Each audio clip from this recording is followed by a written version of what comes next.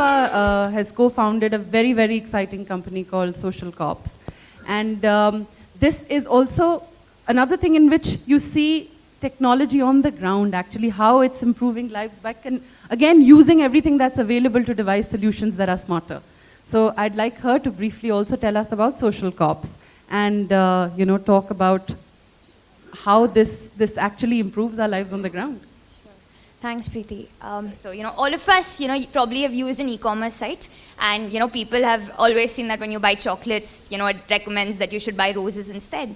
But when a national level decision is made in a country like India in healthcare, there are 16 million pregnant women in this country at any point in time, and that decision is probably made off a sample survey of 100 people. So how can we use data to make these decisions better? And one of the biggest issues as of today is the fact that in most cases there is no data. So how do you generate data on a continuous basis? And what we do at Social Cops is we look at humans at the center of this data generation. So we turn humans into sensors of some sort. Before we can probably start talking about sensors being everywhere in our cities, can our humans who are connected with mobile phones today act as sensors to tell us about our cities? So I just want to kind of give you a bunch of examples of how this has worked in the past. So something we've all talked about is the Swachh Bharat Abhiyan. Or lately. We've been working on this 2 years ago when it wasn't as cool to talk about sanitation. And one of the things that we realized in the system is that your public workers or your Safai Karamcharis, who are the backbone of cleanliness in cities, have no incentive schemes to make their lives better. So what we did was the way, I don't know how many of you might have ever used Zomato to rate restaurants. So the same way, citizens used mobile phones to rate the cleanliness of their streets. So every week they were rating, how clean your street was on a scale of 0 to 9. This data was compiled, put together. At a ward level, it was understood which streets were the cleanest, and the Karamcharis were given Best Karamchari Awards. Very simple thing to do by the citizens group there, but what started happening was morale started improving. People started coming more often. One of the Karamcharis over there, came and told me, 20 saal se I've been working in Delhi, and no one's looked at me. For the first time, my son is proud of me. And those are simple things that you can do with data. So that's kind of, I think, what will be interesting to know as our cities grow smarter. There are always going to be people who need to make smarter decisions. And how are we going to be able to leverage all these different data sources to actually allow the decision maker on top to make the right decision?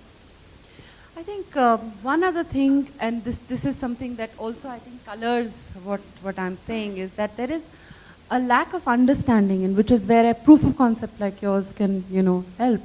That there is lack of understanding itself about how do you manage this entire universe.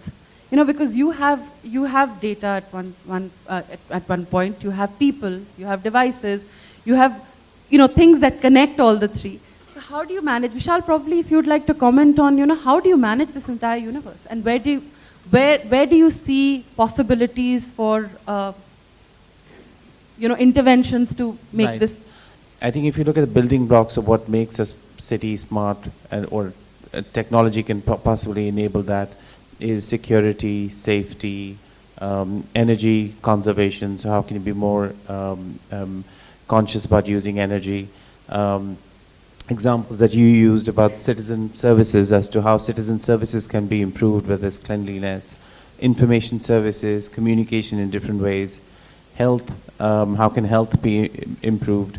So all of this is, they're devices that people can wear, they're cameras that can capture images, there's sensors that can tell you if there's an LPG leak, or there are various things that can actually tell you this. So technology is already there.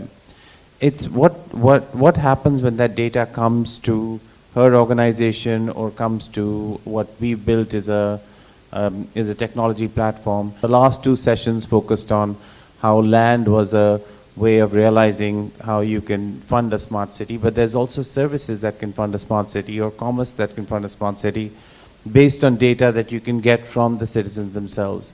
All of this, I think, is possible. It's not expensive, it's not something that can't be done, but it is fundamental to the building blocks that we need in the city.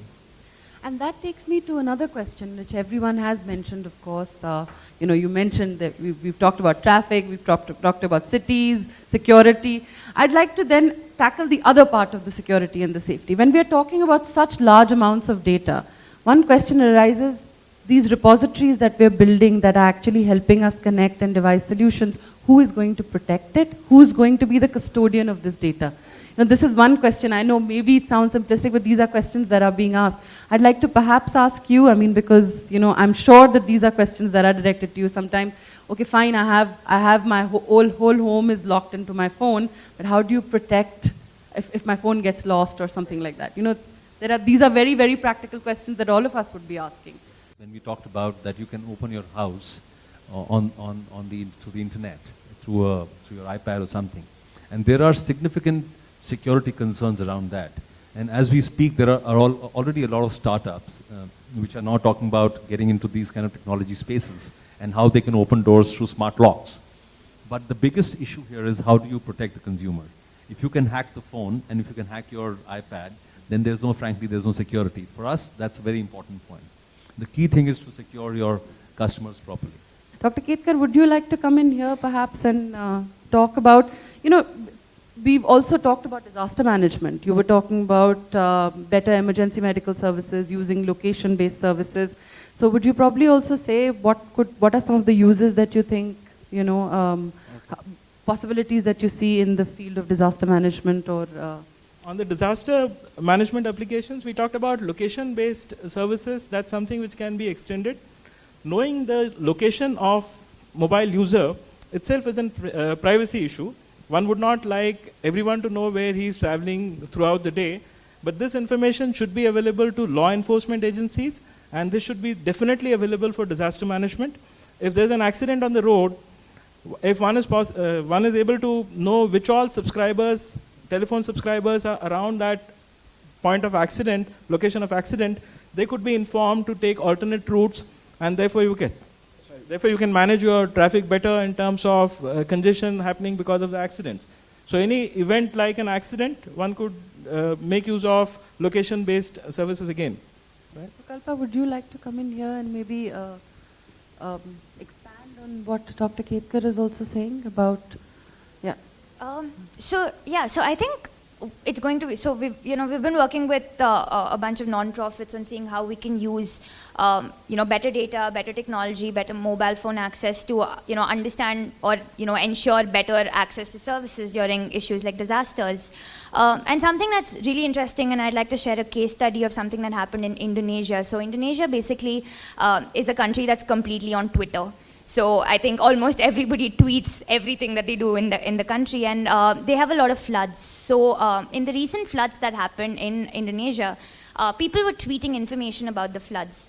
And there was a small set of people who came together and started analyzing this data about floods and started telling the policymakers and telling the government where they should be putting in resources. The kind of data that came in through that, people were taking pictures and tweeting saying the water level in this area at this location is this high. There's, the information that came in from some of these tweets helped understand what were the issues in, the boundary walls because of which, water was flowing through. And that's just really interesting applications of what data could do, right? Like, we're going to be present in all of these issues. So how can we ensure that, now, almost everybody owns a mobile phone of some form or sort. So can we start using and leveraging these people and start getting information faster, quicker, and then using this data to, tell the army where they should be allocating resources, tell the government what they should be building, how should we be building our cities so that, we're less disaster prone. Thanks, Vishal. I'd like to ask you, where do you see the importance of government intervention here in terms of policy? Because we do have, for now, going back to IoT, we only have one draft IoT policy, which is still not completed. We've not come out with the second draft after the stakeholder consultations. Where do you see it's important actually, the kind of policy interventions you'd like to see to make what we are talking about actually bridge the gap between what's possible and reality? Yeah, I mean, it's sort of gradient at different stages. So at one stage where you talk about where standards become important. So as an example, if you're using cameras as a surveillance, what is the proximity based on population density that you should actually have the cameras placed? How do you analyze it? Those things need to be standards and policies that need to be driven by the government. The government doesn't have it at this stage. The state governments can't develop it or can, but I think it needs to be standardized across. So whichever form of government, right now all the smart cities seems to be, the conversation seems to be driven by the Urban Development Ministry, and maybe it needs to be given to Ministry of Home, which looks at security aspects, and standards need to come from there. So that's at one level, that the standards. The second level of intervention is a lot of the citizen services need to integrate with the cities. A panic button which tells you where your location is in case a woman is in any form of danger. Now that needs to integrate with the local police station, it needs to integrate with the local community services, any other kind of response mechanism that should be able to evoke. So that's a lesser form of standard. And the third is actually which does not need any government intervention whatsoever, and that's developing anything which is for the convenience of the consumer, whether they want to put a camera in their home, they want to put a lock. That doesn't really need government intervention in any form and should not require that either. So I think it's sort of gradient in how we use it. In the first part, obviously, when you're talking about infrastructure, you're talking about water, sewage, all of those things are policy driven, and that there'd be more intervention required. Thanks.